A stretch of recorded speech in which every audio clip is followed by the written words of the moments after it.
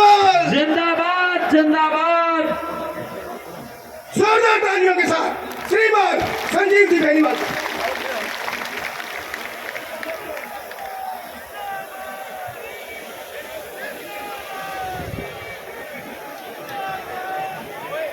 आज की इस विशाल जनसभा में हमारे बीच पधारी भारतीय जनता पार्टी की राष्ट्रीय उपाध्यक्ष, हमारी पूर्व मुख्यमंत्री, हमारी नेता आदरणीय वसुंधरा राजे जी, हमारे मंच पर विराजमान हमारे बड़े भाई आदरणीय जयदीप टूडी जी, डॉक्टर एसपी सिंह साहब, हरियाणा से पधारे पूर्व विधायक सुखविंदर मांडी जी और मंच पर विराजमान तमाम जिला परिषद के सम्मानित सदस्यगण, पंचायत समिति के सभी सम्मानित सदस्यगण, सभी सम्मानित सरपंच साहिबान, हमारे नगर पालिका के सभी सम्मानित पार्षदगण और मंच पर विराजमान पार्टी के हमारे सभी सम्मानित पदाधिकारीगण, नेतागण और इस विशाल जनसभा में पधारे हुए मेरे सम्मानीय बुजुर्गों, मान और सम्मान के योग्य मेरे नौजवान साथियों और भारी संख्या में पधारी हुई मेरी मातर शक्ति माताओं, बहनों और प्रेस के मेरे आदरणीय साथियों और कार्यकर्ता बंधुओं, आज हमारे बीच में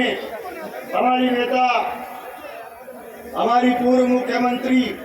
आदरणीय वसुंधरा राजे जी भादरा की इस चुनावी सभा में पधारी है।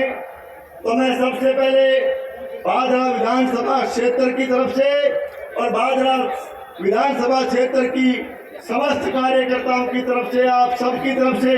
इनका यहाँ पधारने पर बहुत बहुत हार्दिक अभिनंदन करता हूँ, बहुत बहुत हार्दिक स्वागत करता हूँ। माननीय वसुंधरा जी के पिछले शासनकाल के दौरान निश्चित रूप से राजस्थान प्रदेश में विकास के नए आयाम स्थापित किए गए और आज निश्चित रूप से राजस्थान को विकास के नाम पर आगे बढ़ाने का काम आपने लगातार अपनी सरकार के दौरान किया। मैं कहना चाहता हूं कि आज भी लोग और राजस्थान की जनता आदरणीय वसुंधरा राजे जी के और भारतीय जनता पार्टी के पिछले शासनकाल को याद करती है। देखिए, जब भी राजस्थान प्रदेश में बिजली का पावर कट लगता है, बिजली की कमी जब महसूस होती है, तो राजस्थान की जनता आदरणीय वसुंधरा राजे जी के पिछले शासन को याद करती। हमारे भादरा विधानसभा क्षेत्र में उत्तरी भारत के सबसे बड़ा एक तरह से गोगा जी का पवित्र धाम हमारे भादरा विधानसभा क्षेत्र के गोगा मैडी में स्थापित है। जब भी पूरे उत्तरी भारत के लोग दूर दराज से गोगा जी के यहाँ माथा टेकने आते हैं, श्रद्धा स्वरूप आते हैं और मंदिर में जब प्रवेश करते हैं तो आदरणीय वसुंधरा राजे जी के भाजपा के पिछले शासन को याद करते हैं। आज हमारे भादरा विधानसभा क्षेत्र में हमारे यहाँ के नौजवान, हमारे छात्र और छात्राएं जब उच्च शिक्षा के लिए राजकीय महाविद्यालय की दहलीज पर जब पैर रखते हैं, जब कॉलेज में प्रवेश करते हैं, तो आदरणीय वसुंधरा राजे जी के भारतीय जनता पार्टी के पिछले सुशासन को याद करते हैं। मैं कहना चाहता हूं, पूरे राजस्थान में व्यक्तिगत वाहन लेकर के, अपने पर्सनल वाहन लेकर के जब यहाँ की जनता टोल टैक्स पर पहुंचती है, टोल टैक्स को क्रॉस करती है, तो आदरणीय वसुंधरा राजे जी के भारतीय जनता पार्टी के पिछले शासन को याद करती है। आज हमारे इस राजस्थान प्रदेश में किसी भी ग्रामीण क्षेत्र में, किसी भी ग्राम पंचायत में दूर दराज से कोई रिश्तेदार आता है, किसी दूसरे प्रदेश से कोई नागरिक आता है, मिलने के लिए भी आता है और हमारे ग्रामीण क्षेत्र में जब प्रवेश करता है और जब ग्रामीण गौरव पर पथ पर चल करके कदम रखता है तो आदरणीय वसुंधरा राजे जी के भारतीय जनता पार्टी के पिछले शासन को याद करता है। साथियों, माताओं, बहनों, मैं कहना चाहता हूं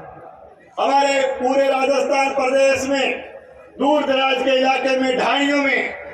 बिजली के कनेक्शन की जो है भारी दिक्कत होती थी और निश्चित रूप से आज यदि ढाणियों में जाते हैं, ढाणियों के लोग यदि सोचते हैं, बिजली की बात करते हैं तो दीनदयाल उपाध्याय योजना के नाम पर आदरणीय वसुंधरा राजे जी के पिछले शासन को, पिछले भारतीय जनता पार्टी के शासन को याद करते हैं। हम लोग कह सकते हैं कि आज एक तरह से हमारे इस रोड के ऊपर बाढ़ से लेकर के हमारे रावतसर से लेकर के बाढ़ तक जिस रोड पर आज माननीय वसुंधरा राजे जी चल करके आपके बीच में आई, इस रोड पर यात्रा करने वाला हर यात्री जब भी इस सड़क से गुजरता है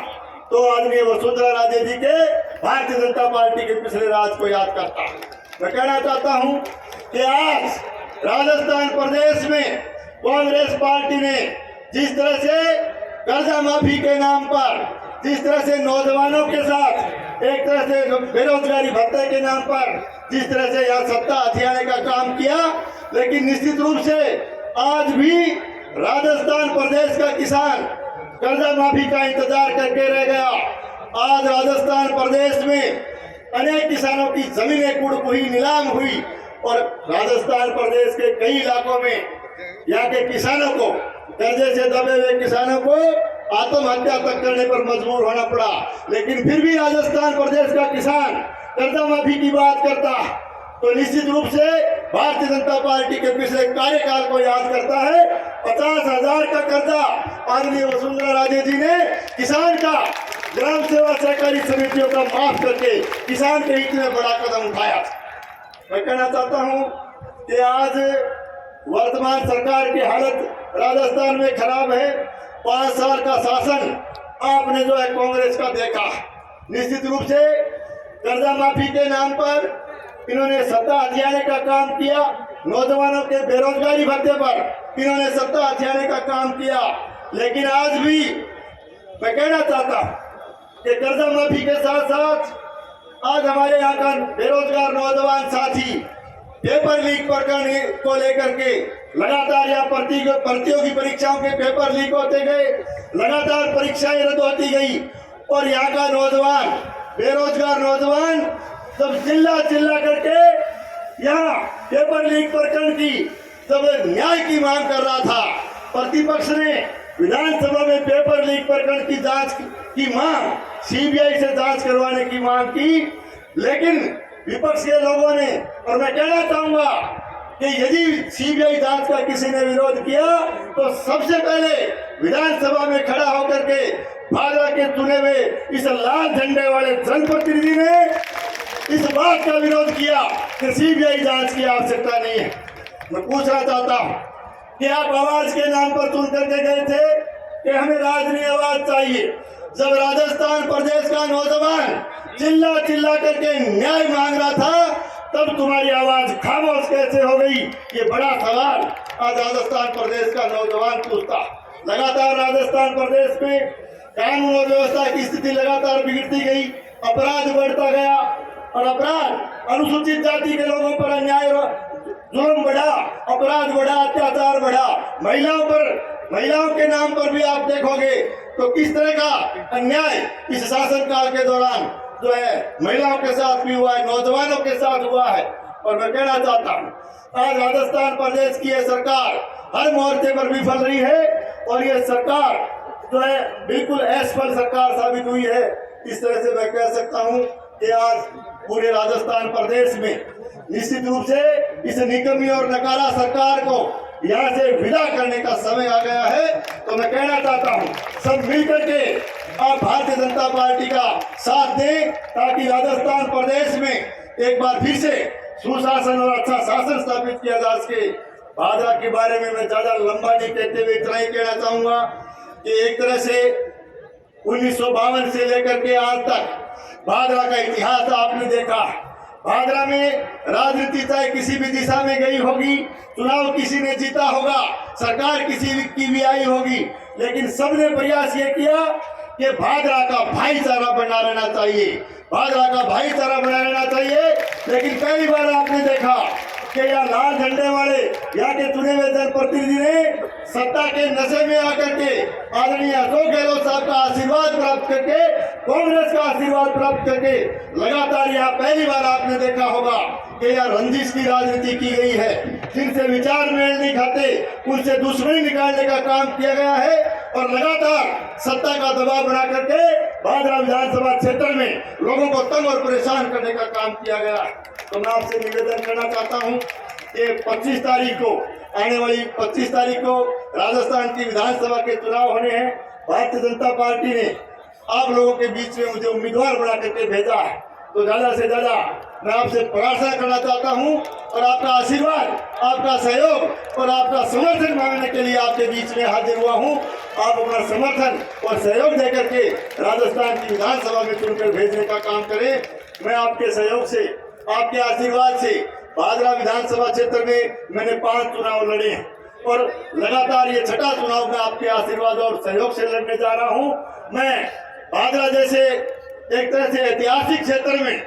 राजनीति में 25 साल तक टिके रहना, बने रहना, ये चुनौतीपूर्ण काम होता है, लेकिन मैं राजनीति में यदि आपके बीच में काम कर रहा हूं तो केवल और केवल आपके आशीर्वाद की वजह से राजनीति में खड़ा हूं, आपके प्रेम और प्यार की वजह से खड़ा हूं, आपके समर्थन की वजह से खड़ा हूं। और मैंने हमेशा इस क्षेत्र में 2 बार आपने मुझे विधानसभा में चुन करके जाने का मौका दिया है। मैंने हमेशा गरीब को गणेश मान करके काम किया है और एक तरह से मैं कह सकता हूं कि मैंने 36 बिरादरी का कार्यकर्ता बनकर के काम किया है, 36 बिरादरी के लिए काम किया। और मैं आपसे निवेदन करूंगा कि जब तक राजनीति में रहूंगा 36 बिरादरी के लिए काम करता रहूंगा और इस भादरा विधानसभा क्षेत्र का सांप्रदायिक सद्भाव बना रहे, सांप्रदायिक सौहार्द का वातावरण बना रहे, हमारा भाईचारा बना रहे, ये जीवन पर्यंत प्रयास करता रहूंगा। तो मैं आपसे निवेदन करता हूं कि आने वाली 25 तारीख को एक वोट कमल के फूल का बटन दबा करके भारी बहुमत से या भारतीय जनता पार्टी को और मुझे आशीर्वाद देकर के जिता करके भेजें। और निश्चित रूप से पूरे राजस्थान में जिस तरह का वातावरण बना हुआ है, भारतीय जनता पार्टी की सरकार बनने जा रही है और आज का भारी जन समर्थन और इस विशाल रैली को देख करके मैं कह सकता हूं कि भादरा में भी आप कमल खिलाने जा रहे हो। आप लोग यहाँ पधारे और इस गर्म मौसम में भी आप अपना काम से समय निकाल करके, हमारे खेती बाड़ी का काम का समय है, भारी संख्या में आपने पधार करके आशीर्वाद दिया। आपके पधारने पर और इस सफल रैली के लिए आप सबको बहुत बहुत धन्यवाद देते हुए अपनी बात पूरी करता हूं। आप सबको बहुत बहुत धन्यवाद। जय हिंद, जय भारत। धन्यवाद विधायक जी। अब मैं हम सबके बीच में पूरे राजस्थान की यशस्वी